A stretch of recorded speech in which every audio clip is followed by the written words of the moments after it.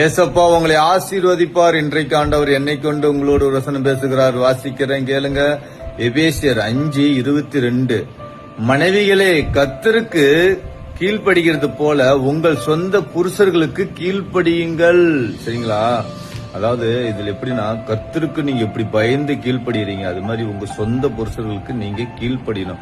இப்ப அவங்க வேலைக்கு போயிட்டு வர்றாங்க, வேலைக்கு போயிட்டு கஷ்டமா வருவாங்க.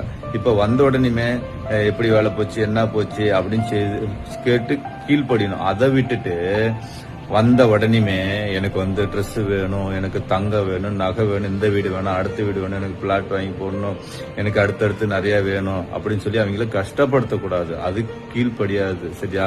கீழ்ப்படிதல்லாம் அவங்க எவ்வளவு கஷ்டப்பட்டு வந்துக்கிறாங்கன்னு சொல்லிட்டு அதெல்லாம் கேட்டு விசாரிச்சு ஒரு டீ காப்பி வச்சு கொடுத்து சாப்பாடு கப்பாடு போட்டு அவங்களுக்கு பிடிச்ச மாதிரி செஞ்சு கொடுக்கணும். அது கீழ்ப்படிதல். அதே மாதிரி நீங்க வீட்டுக்காரர், நீங்க மனைவிக்கு கீழ்ப்படியணும். சரிங்களா? ஆனா அவங்க அவங்க வீட்டுல எவ்வளவு ரொம்ப ஜாலியா வளர்ந்து நல்லா வந்திருப்பாங்க, அப்பா அம்மாவோட பிடிச்சதெல்லாம் வாங்கி நல்லா சாப்பிட்டு வந்திருப்பாங்க.